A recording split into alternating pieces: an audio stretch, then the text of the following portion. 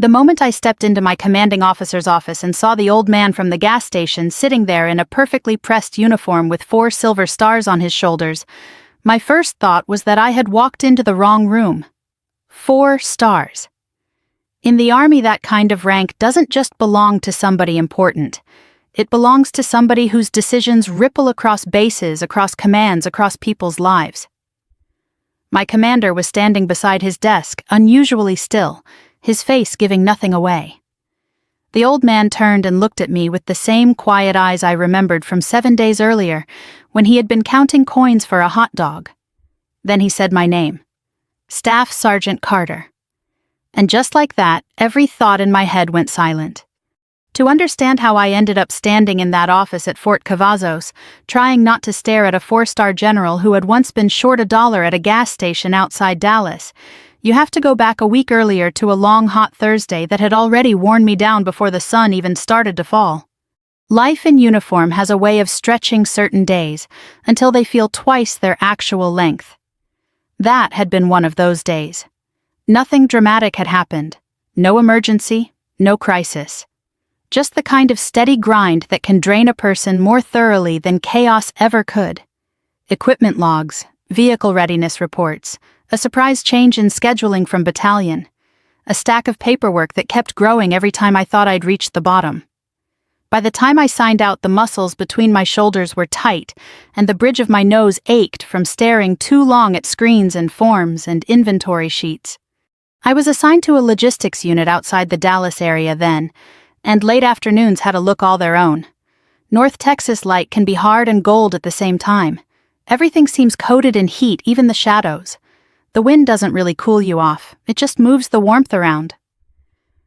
When I drove out through the gate that evening, the road ahead shimmered a little above the pavement, and the sky had that faded, washed blue color that comes after a day of full sun. I wasn't ready to go straight home. Some evenings after a day spent inside motor pools and supply rooms and administrative buildings, I needed 10 or 15 quiet minutes somewhere in between. Not home, not base, just a place where nobody needed anything from me. There was a small gas station and convenience store off a service road outside the city, maybe 20 minutes from post if traffic behaved.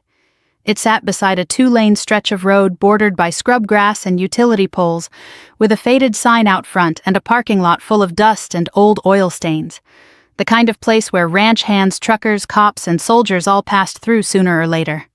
I pulled in beside an older Ford pickup with sun-bleached paint and sat for a moment with the engine off. The air conditioner clicked into silence. Outside I could hear the hum of traffic from the highway and the faint rattle of a loose metal sign somewhere near the ice machine. When I stepped out, the heat hit me again, carrying the smell of gasoline, hot concrete, and something salty and fried drifting from inside. The store was cool in that overworked fluorescent way only convenience stores ever are. Harsh white light, scuffed tile, a soft drink cooler humming along the back wall, a roller grill near the counter turning hot dogs that had probably been sitting there longer than they ought to. There were maybe 5 people inside, a man in work boots buying chewing tobacco, a woman with 2 kids arguing over candy, a teenager in a baseball cap filling a giant cup with ice. Nothing unusual. I grabbed a bottled water and a black coffee from the machine near the back. The coffee was stronger than it had any right to be, which was exactly why I wanted it. As I came up toward the register, I noticed an older man already standing there. He was wearing a faded cap with veteran stitched across the front in gold thread, the kind of cap you see all over Texas. The brim had softened with age, and the fabric had darkened where fingers had touched it over the years. He wore jeans clean but worn thin at the knees, and a light denim shirt rolled neatly at the cuffs. His shoulders had that unmistakable posture some men keep long after their service days are behind them. Not stiff exactly, just straight in a way that suggested habit-discipline memory. On the counter in front of him sat a wrapped hot dog and a small paper cup for coffee. The cashier, a young woman with tired eyes and a name tag that read Marissa, gave him a patient little smile. "I'm sorry, sir," she said. "You're $1 short." The man looked down at the coins in his palm as if maybe he'd missed one the first time. He didn't get angry, didn't look embarrassed exactly, just quiet. The kind of quiet that lands heavier than a complaint.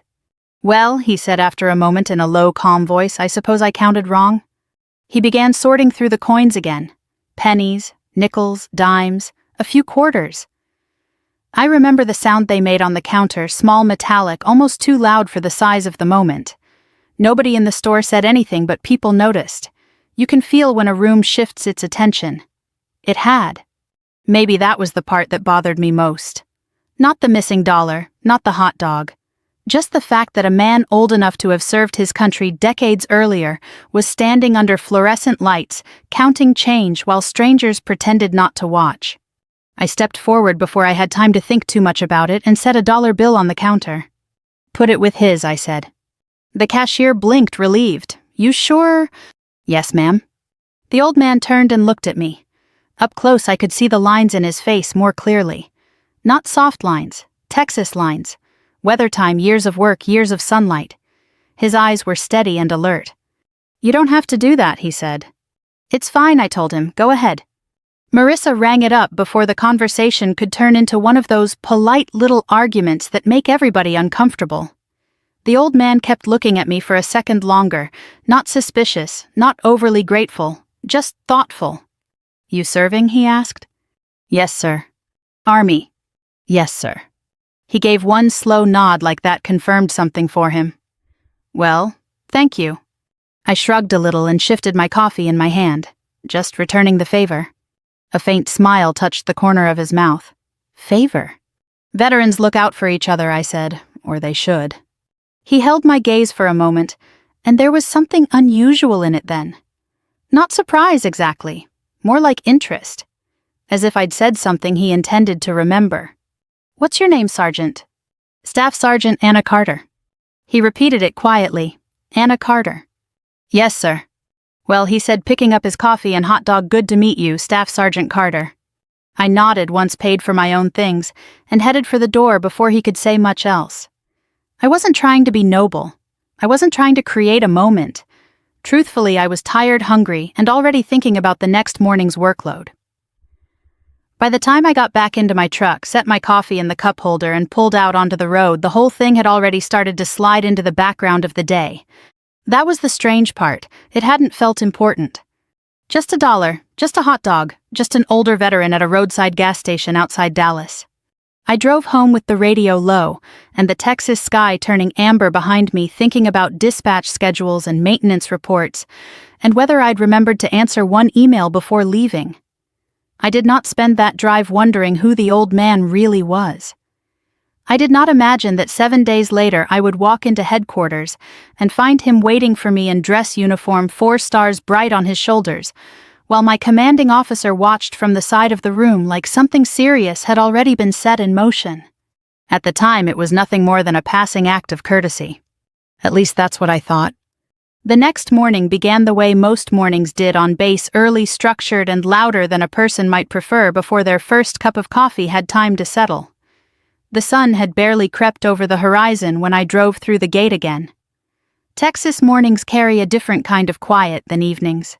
The air is cooler, the sky still pale, and for a short while everything feels suspended between rest and motion. But inside a military installation, that quiet rarely lasts long. By the time I parked near the logistics building, engines were already running in the motor pool, and the first wave of soldiers had started their morning routines. Boots on pavement, radios crackling, a forklift whining somewhere behind the supply warehouse.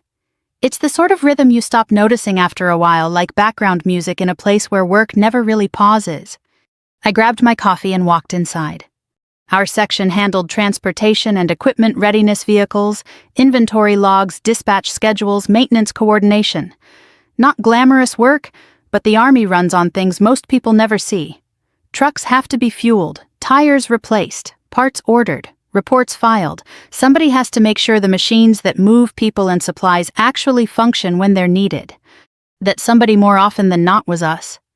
The building smelled faintly of dust printer toner and industrial cleaner.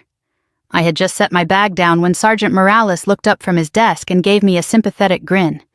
"You look like you wrestled a bear last night," he said. "Just paperwork," I told him. He laughed quietly. "Same thing." The morning passed in the usual blur of tasks. Dispatch records, maintenance reports, an unexpected email from battalion requesting updated readiness numbers by noon. Nothing dramatic, just the steady churn of administrative work that keeps units moving. Around mid-morning, though, the atmosphere shifted. You can usually tell when something changes in a command structure. It's not always loud. Sometimes it's just the way people talk a little more carefully, or the way conversations stop when certain names are mentioned. That morning, the name circulating quietly through our section was Colonel Nathan Briggs.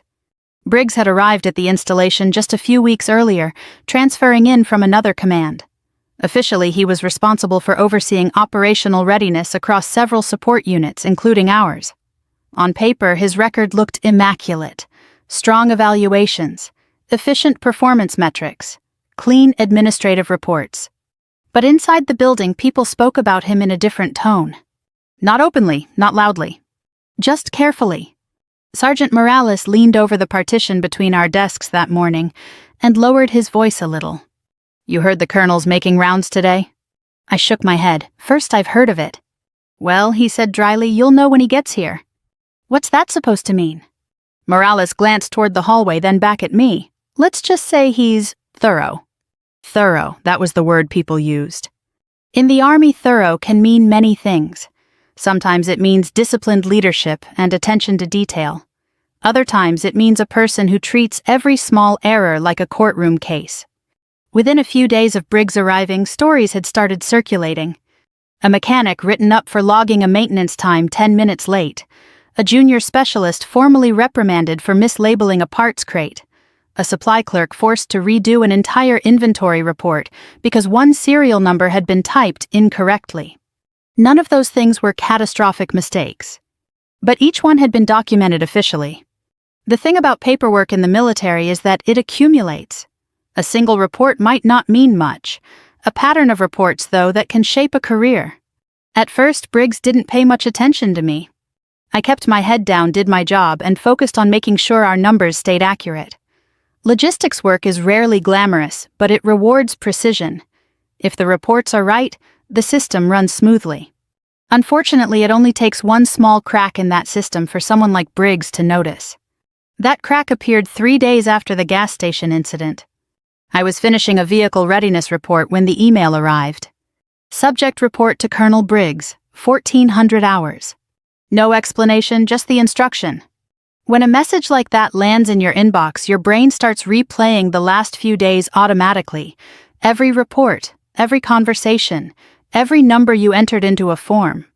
Had I missed something? At exactly 2 o'clock that afternoon, I knocked on the door of Colonel Briggs's office. "Enter." His office looked exactly the way you'd expect. Neat desk, perfectly aligned paperwork, framed commendations on the wall, everything arranged with careful precision.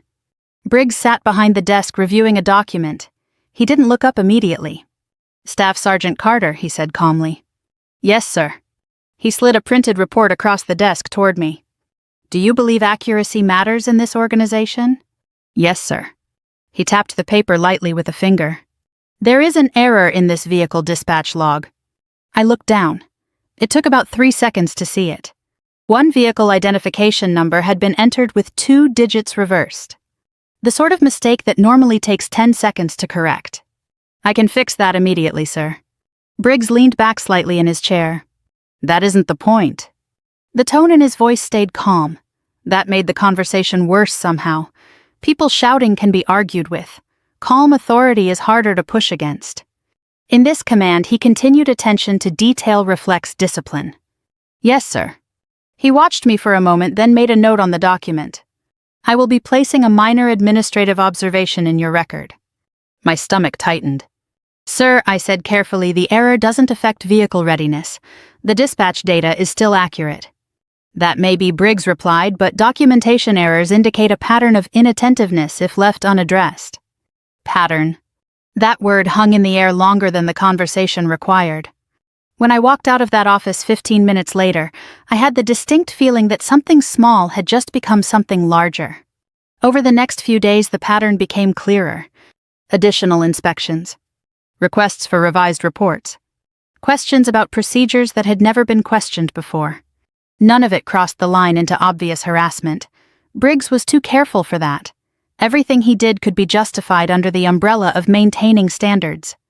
But the effect on the unit was noticeable. People spoke more quietly. Double-checked every form 3 times. The motor pool, which had always carried a steady undercurrent of jokes and casual conversations between soldiers, grew quieter. One evening, as we were locking up for the day, Morales caught up with me near the parking lot. "You doing all right?" he asked. "I'm fine." He studied my face for a moment. "You're on his radar." "That obvious?" Morales nodded slowly. "Briggs doesn't yell," he said. "He documents."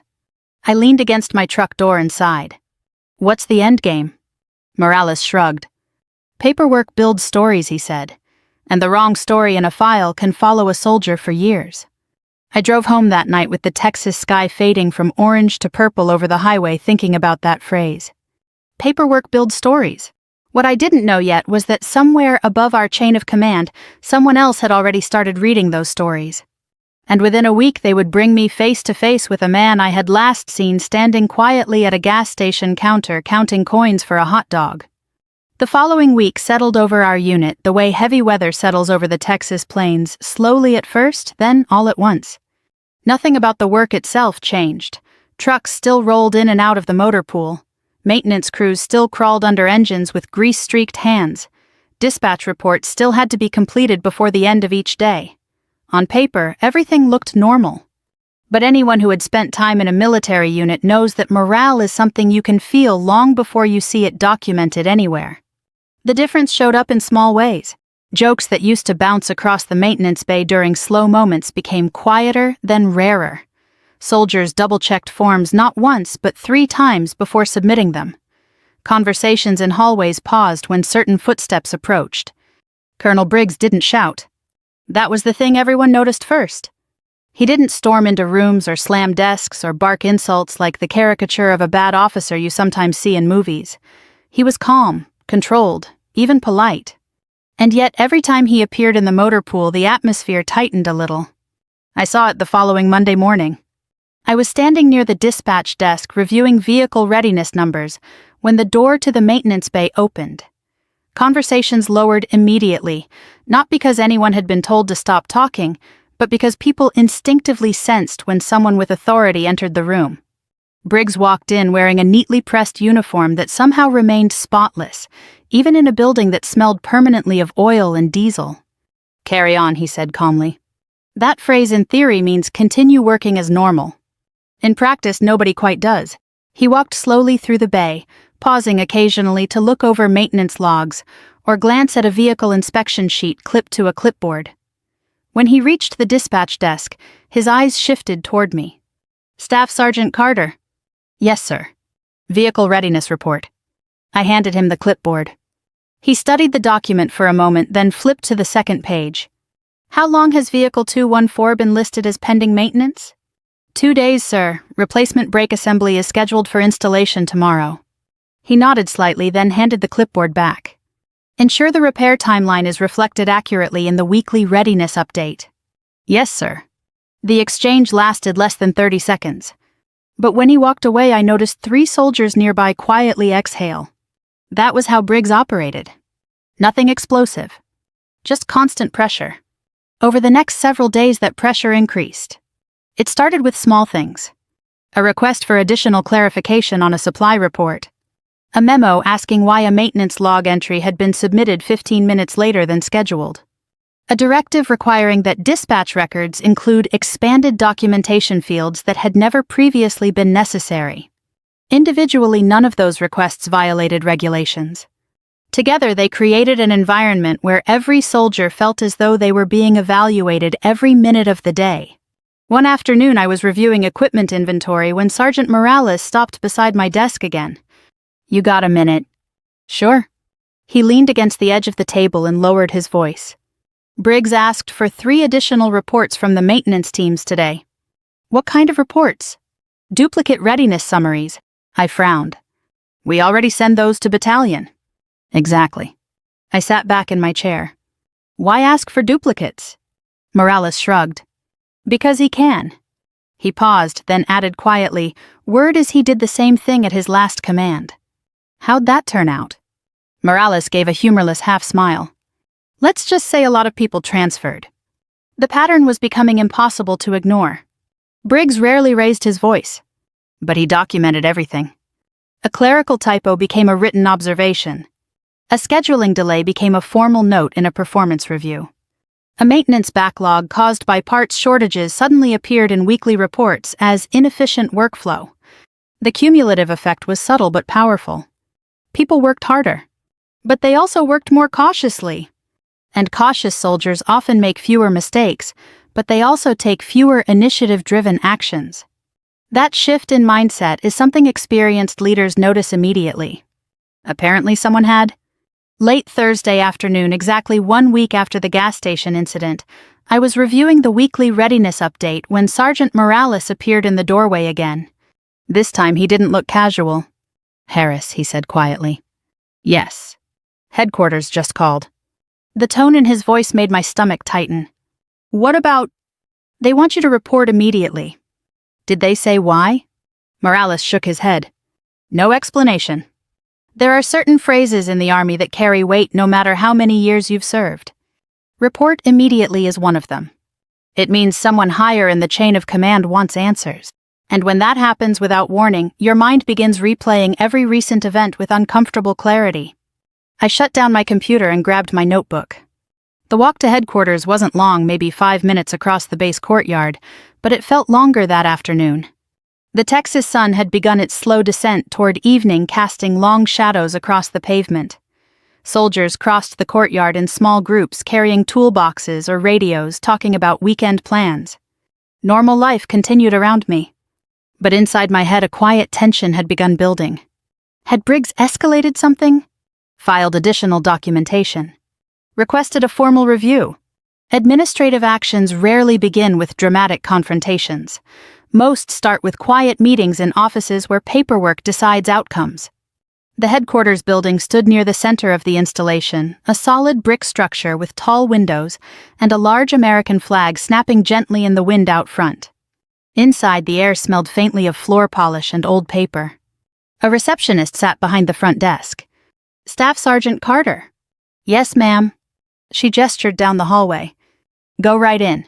That answer didn't make me feel any better.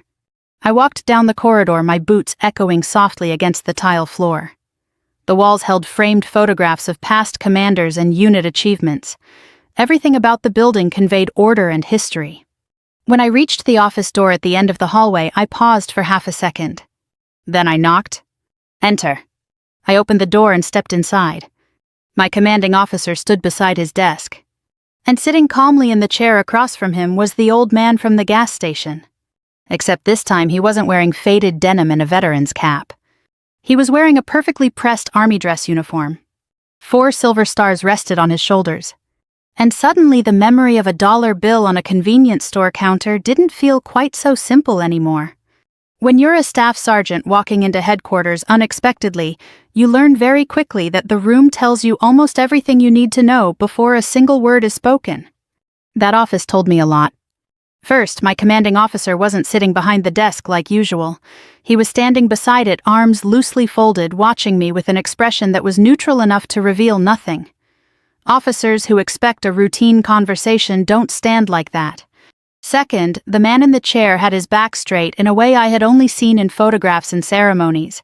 His uniform was immaculate, pressed so sharply that the creases looked almost permanent. The ribbons on his chest were arranged in long, precise rows. And on his shoulders rested 4 stars that caught the light from the window behind him. 4-star generals are not people you casually run into during the middle of an ordinary workday. I stopped 2 steps inside the office and snapped to attention. "Staff Sergeant Anna Carter reporting as ordered, sir." For a moment the room was completely still. Then the general leaned back slightly in his chair and studied me the same way he had studied the coins in his palm a week earlier at the gas station. Except now I knew who I was looking at. "Staff Sergeant Carter," he said calmly, "at ease." His voice carried that particular tone some senior leaders develop after decades of command, quiet, measured, and completely certain of itself. I relaxed slightly, though my heart was beating faster than I cared to admit. My commanding officer gestured toward the chair across from the general. "Have a seat, Carter." That alone felt unusual. Enlisted soldiers do not typically sit during meetings with generals unless specifically invited to do so. I sat carefully, keeping my posture straight, and my hands resting on my knees. The general watched me for another moment before speaking again. "Do you recognize me, Sergeant?" There was no point pretending otherwise. "Yes, sir." He tilted his head slightly. "From where?" "The gas station outside Dallas, sir." A faint smile touched the corner of his mouth. "That's correct." My commanding officer finally spoke. "Staff Sergeant Carter," he said, "this is General William Harding." The name hit me immediately. Harding wasn't just any general. He commanded one of the major operational divisions overseeing several installations across the region. His name appeared in official briefings, policy updates, and command announcements that filtered down through the Army structure. In other words, he was the kind of officer whose decisions affected tens of thousands of soldiers. And 1 week earlier I had handed him $1 at a convenience store so he could buy a hot dog. The realization still felt surreal. General Harding rested his hands calmly on the desk. "You left rather quickly that evening," he said. "Yes, sir." "Why?" The question caught me slightly off guard. "It didn't seem like a big situation, sir." He raised an eyebrow. "Helping a stranger pay for food isn't a big situation." "No, sir." "Why not?" I considered my answer for a moment. "Because he was a veteran, sir." Harding's eyes remained fixed on mine. "And that was enough." "Yes, sir." Silence settled briefly over the room. Then Harding nodded slowly. "That's what I thought." He reached down and lifted a thin folder from the desk. "I travel to installations across the country several times a year," he said calmly. "Sometimes officially, sometimes less visibly." I listened carefully. When soldiers know a general is visiting, Harding continued, things tend to change. Floors are polished twice. Reports become perfect. Conversations become rehearsed. My commanding officer gave a small knowing nod beside the desk. Harding tapped the folder lightly with one finger. "Occasionally I prefer to see how things function when no one believes they're being observed." The realization started to form slowly in my mind. "You were evaluating the installation, sir." "In a manner of speaking." He opened the folder. Inside were several printed documents. Personnel evaluations, operational summaries, and something else. My name appeared on one of the pages. I felt my stomach tighten. Staff Sergeant Carter, Harding said calmly, "Are you familiar with Colonel Nathan Briggs?" "Yes, sir." "How would you describe your professional interactions with him?" That question carried more weight than it might seem on the surface. In the Army, criticizing an officer, especially in front of a 4-star general, is not something enlisted soldiers do lightly. But Harding's expression wasn't confrontational. It was patient, like someone genuinely waiting for an honest answer. I chose my words carefully. "Professional, sir." The general's smile returned slightly. "That's a diplomatic answer." My commanding officer spoke quietly. "Carter, this discussion is confidential. Speak freely." I hesitated for a moment. Then I answered honestly. "Sir, Colonel Briggs places significant emphasis on administrative discipline." Harding nodded. "Yes," he said, "I've read the reports." He slid one sheet across the desk toward me. It was the observation Briggs had filed regarding the reversed digits in my dispatch log. Harding studied it again. "Do you believe this report accurately reflects your performance?" I swallowed. "No, sir." Harding leaned back slightly in his chair. "That aligns with my own assessment." The room fell quiet again. Outside the window, I could see soldiers crossing the courtyard carrying equipment between buildings. From this distance, they looked almost like figures in a quiet machine moving steadily through routines that had existed long before any of us arrived. Inside the office, however, something much more deliberate was unfolding. Harding closed the folder.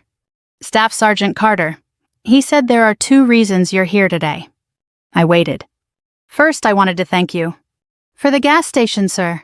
"Yes?" He folded his hands together. "You assisted someone you believed to be an elderly veteran experiencing an uncomfortable moment." "Yes, sir." "You did so quietly, without attention, without expecting recognition. It seemed like the right thing to do." Harding nodded again. "That's exactly why it matters." Then his tone shifted slightly. "But that isn't the only reason you're here." My heart rate ticked upward again. Harding turned toward my commanding officer. "Has Colonel Briggs arrived yet?" "Any minute now, sir." The general leaned back calmly in his chair. "Good." A quiet knock sounded on the door. "Enter," my commander said. The door opened. Colonel Nathan Briggs stepped inside.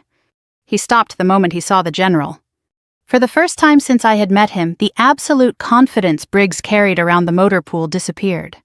"Sir," he said quickly, snapping to attention, "I wasn't aware." Colonel Briggs Harding interrupted gently, "Please have a seat." And in that moment, sitting there between a 4-star general and the officer who had been quietly documenting my every administrative misstep for the past week, I realized something important. This meeting had been planned very carefully, and someone in that room was about to have a very difficult afternoon. Colonel Briggs did not sit down right away. For a brief moment he simply stood there near the door as if his mind was trying to catch up with the reality in front of him. His eyes moved from General Harding to my commanding officer, then briefly toward me. I could almost see the questions forming behind his expression. Why was a 4-star general here? Why was I here? And why did it look as if this meeting had already begun before he walked into the room? Sir Briggs said carefully, still standing at attention, "I was not informed of a command visit today." General Harding didn't raise his voice. He simply watched Briggs for a moment, the same calm, steady look he had used when asking me about the gas station. Colonel Harding said quietly, "Please close the door." Briggs obeyed immediately. When he returned to the chair across from the desk, Harding gestured slightly. "Have a seat." Briggs sat down stiffly, though his posture remained straight. His hands rested on his knees in the controlled way officers adopt when they know they're being evaluated. For a few seconds no one spoke. Harding finally broke the silence. "Colonel Briggs," he said, "how long have you been assigned to this installation?" 3 weeks, sir." "And prior to that?" "Fort Lewis, sir." Harding nodded once. "I see." He opened the folder again. The faint rustle of paper seemed louder than usual in the quiet room. Colonel Harding continued calmly, "Are you familiar with the concept of leadership through authority versus leadership through trust?" Briggs straightened slightly. "Yes, sir." "And which do you believe produces the most effective units?" "Both have their place, sir." Harding gave a small nod. "That is a reasonable answer." He slid a document across the desk toward Briggs. I recognized it immediately. The observation report Briggs had filed against me. "Do you recall submitting this?" Harding asked. "Yes, sir." "Explain the situation." Briggs picked up the paper and spoke with measured confidence. "There was an administrative discrepancy in a vehicle dispatch record, sir. I determined corrective documentation was appropriate." Harding leaned back slightly. "Corrective documentation?" "Yes, sir." "Did you speak with Staff Sergeant Carter prior to submitting the report?" Briggs hesitated. "No, sir." "Did the error affect vehicle readiness?" "No, sir." Harding nodded slowly. "Interesting." The word hung in the air. My commanding officer remained silent beside the desk, though his eyes moved carefully between the two men. Harding flipped to another page in the folder.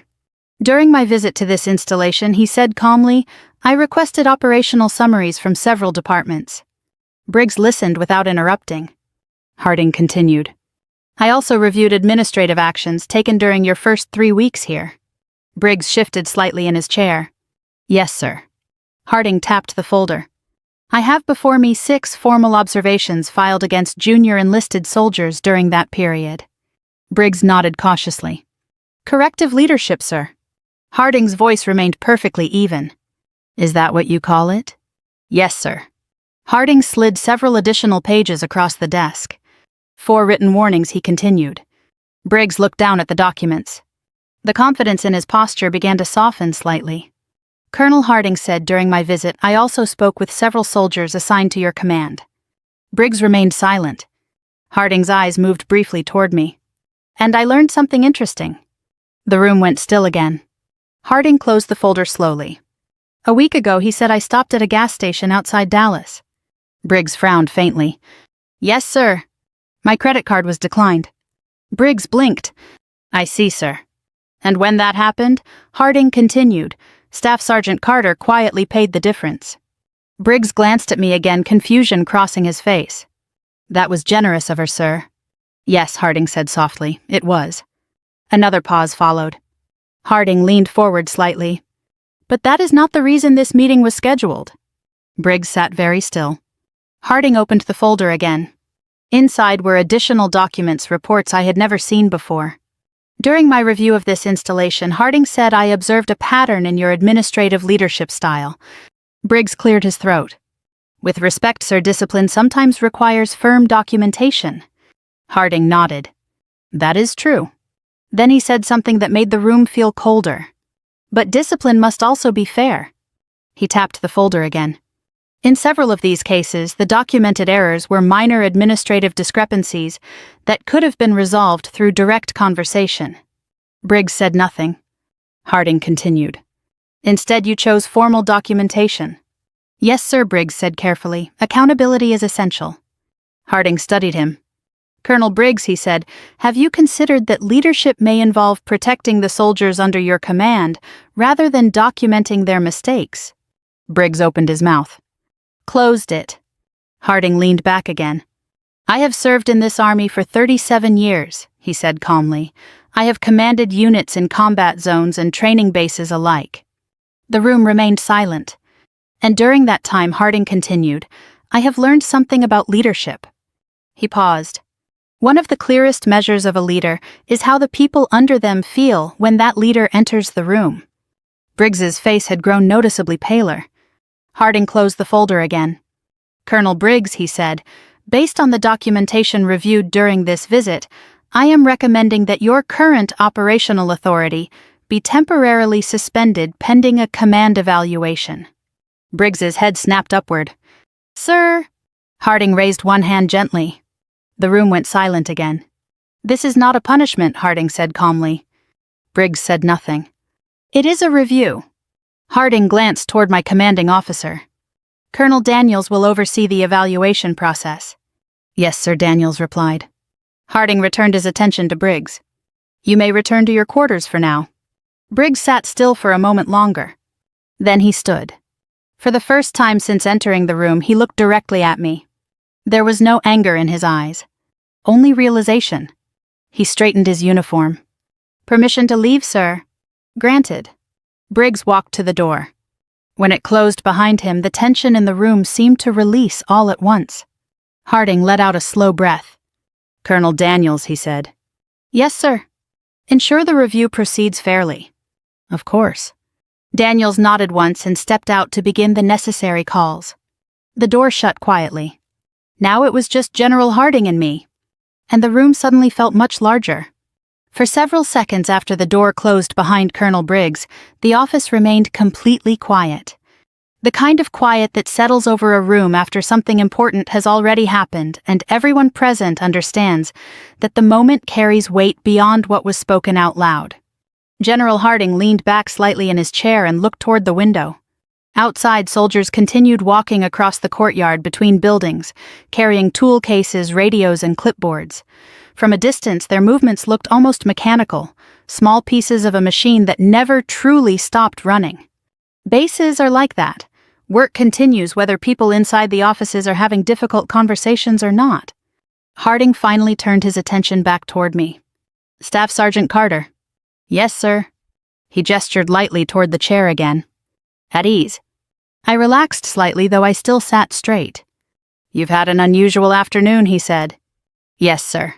He allowed himself a faint smile. That tends to happen when generals start showing up in places where they weren't expected. I nodded carefully. Yes, sir. Harding picked up the coffee cup sitting on the corner of the desk. It had probably been placed there before the meeting started, but he hadn't touched it while Briggs was present. Now he took a slow sip.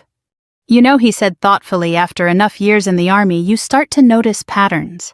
Yes, sir. You see young soldiers arrive full of energy and ambition. He set the cup down again. And you watch officers learn how to carry authority. He paused. Some learn the right lessons. I didn't say anything. And some, Harding continued quietly, do not. He never said Briggs's name again. But he didn't need to. Harding folded his hands together on the desk. Leadership, he said, is not about control. No, sir. It is about responsibility. His voice remained calm, but there was something firm behind the words, something built from experience rather than theory.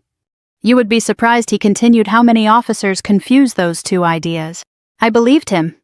Harding leaned forward slightly. Do you know why I travel the way I do sometimes? To observe units without ceremony, sir. Yes. He nodded once. When soldiers know a general is visiting, everything changes. Yes, sir. Floors are polished twice. Reports become immaculate. Conversations become rehearsed. I had seen that happen many times myself. But that, Harding said, does not tell you how a unit actually functions. He rested his hands on the desk again. So occasionally I move quietly. The image of the gas station came back into my mind, the hot pavement, the hum of the coolers, the coins on the counter. The gas station was part of that visit, sir, I asked carefully. Harding chuckled softly. Not intentionally. He tapped the desk lightly.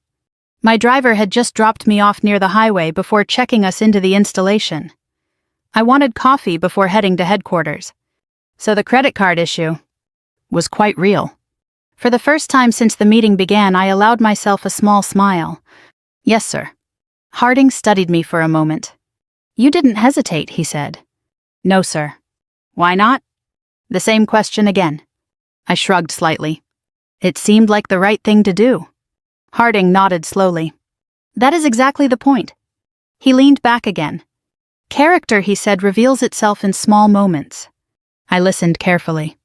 Moments when people believe no one important is watching. The room was quiet again. Outside the window, the American flag in the courtyard shifted gently in the breeze. In the army, Harding continued, rank tells people what authority you hold. He paused. But character tells them whether you deserve it. The sentence hung in the air. I thought about the motor pool. About the soldiers who had fallen quiet when Briggs walked into the room. About the way tension had crept into the unit during the past week. Yes, sir, I said. Harding reached into the folder again. This time he removed a single sheet of paper and slid it across the desk. Take a look. I picked it up. It was a formal memorandum bearing the division letterhead. At the top was my name. The document recognized professional conduct, integrity, and respect for fellow service members. I looked up. Sir. Harding raised one hand gently. This is not a reward for buying someone a hot dog. I nodded. Yes, sir. It is recognition for something more important. He leaned forward slightly. The Army needs leaders who understand respect. Yes, sir. Not just respect upward for rank. He tapped the desk lightly. But respect for the soldiers who stand beside you. I folded the paper carefully and placed it back on the desk. Thank you, sir. Harding nodded. You're welcome. Then he asked a question I hadn't expected. Do you intend to remain in the Army long-term, Staff Sergeant? I considered the answer honestly. Yes, sir. He smiled faintly. Good. Harding stood slowly from his chair. Despite his age, the movement carried the steady balance of someone who had spent decades in uniform. I stood as well. When you eventually move into higher responsibility, he said, remember today. Yes, sir. Remember how leadership feels from the perspective of the people underneath it. I nodded. Yes, sir. Harding extended his hand. For a brief second I hesitated, not because I didn't want to shake it, but because enlisted soldiers don't often find themselves shaking hands with 4-star generals in quiet offices. But he waited patiently. So I shook it. His grip was firm. Keep doing the small things right, Harding said. Yes, sir. Because in the end, he added, those are the things that build the Army we are proud to serve in. He released my hand. You're dismissed, Staff Sergeant Carter. Yes, sir. I stepped out into the hallway. The base looked exactly the same as it had an hour earlier. Soldiers moving between buildings. Vehicles crossing the motor pool. Radios crackling. Routine continuing. But something had changed for me. Because that afternoon I had seen what real leadership looked like. And it did not come from paperwork. It came from character. A few weeks passed after that meeting, and life at the installation slowly settled back into something that felt closer to normal. The Army has a way of absorbing events, big ones and small ones, into its rhythm. Even significant leadership changes eventually fade into the background once the machinery of daily operations resumes its steady movement. Colonel Briggs never returned to the motor pool. Officially, the command review remained confidential. That's how the Army usually handles things when senior leadership needs to evaluate one of its own. Rumors circulated, of course. Soldiers are very good at speculation, but most of the details stayed behind closed doors where they belonged. What mattered most for the rest of us was simpler. The tension that had hung over the unit for weeks quietly lifted. The new acting operations officer handled problems the way experienced leaders often do: direct conversation, first paperwork, only when truly necessary. Maintenance teams worked with the same precision as before, but the constant feeling of being watched for minor mistakes disappeared. Conversations in the motor pool slowly returned. Laughter, too. One afternoon, Morales leaned against the dispatch desk and shook his head slightly. "Strange how things change overnight," he said. "Leadership does that," I replied. He nodded. "Yeah," he said, "the good kind does." Work continued. Convoys still needed scheduling. Vehicle inspections still happened every morning. Equipment logs still had to be accurate down to the smallest detail. The Army didn't lower its standards just because a leadership review had occurred. But the atmosphere felt different. Sometimes leadership doesn't require speeches. Sometimes it just requires fairness. Late one Friday afternoon, after finishing the week's readiness reports, I found myself driving down the same service road outside Dallas where the gas station sat. The sun was lower than it had been that day weeks earlier, casting long shadows across the dry grass along the roadside. Texas wind moved lightly through the fields, carrying the faint smell of dust and summer heat. I hadn't planned the stop consciously. But when the familiar faded sign appeared ahead, I turned into the parking lot almost automatically. The place looked exactly the same. A few pickup trucks parked near the entrance. The ice machine rattling softly beside the building. And the low hum of traffic from the highway in the distance. Inside, the fluorescent lights buzzed quietly overhead. The same roller grill turned slowly near the counter, hot dogs rotating beneath the heat lamps. Marissa was working the register again. When she looked up and recognized me, she smiled. "Well, look who's back," she said. "Yes, ma'am. Been a while." "Work's been busy." She poured a cup of coffee without even asking. "Army busy or paperwork busy?" she asked. I smiled slightly. "Both." I took the coffee and leaned against the counter. "You remember the older veteran who was here a few weeks ago?" I asked. Marissa's face brightened immediately. "Oh, the one you helped." "Yes, ma'am." She laughed softly. "Funny thing about that." "What happened?" "Well," she said, wiping the counter with a towel, "he came back the next morning." "He did." "Sat right there." She pointed toward the stool near the register. "What for?" "Breakfast." I nodded. "That sounds about right." She grinned. "But before he left, he asked about you." "About me?" "Your name, what unit you might be with, how often soldiers stop here." I took a slow sip of coffee. And then he paid for every soldier's breakfast who came through the door that morning." I blinked. "He did?" "Sure did." She chuckled again. "Never made a big deal about it either. Just told me to keep the grill running." That sounded exactly like something General Harding would do. Quiet. Simple. Respectful. Marissa leaned slightly on the counter. "You know who he was, don't you?" "Yes, ma'am." "Well," she said with a grin, "I looked it up later when the news mentioned a general visiting the base nearby." She shook her head slowly. 4 stars. "Yes, ma'am.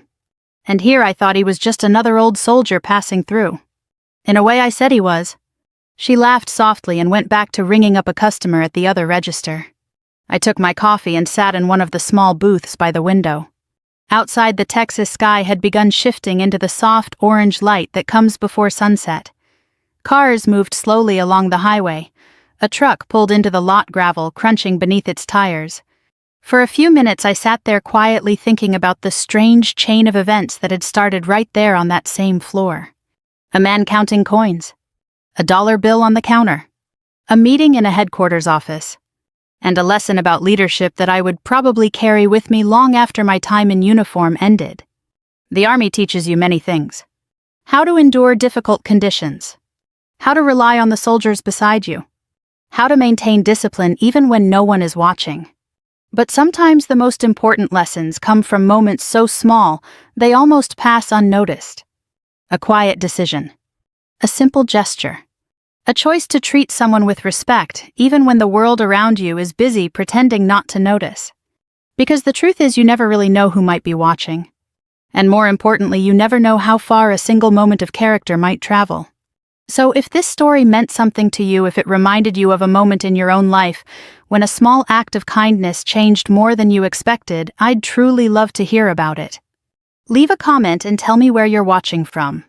And if you enjoy stories like this, stories about character leadership and the quiet moments that shape who we become, consider subscribing so you don't miss the next one. There are many more stories like this waiting to be told. Until next time, take care of the people around you. And remember that even the smallest act of respect can echo farther than you ever imagine.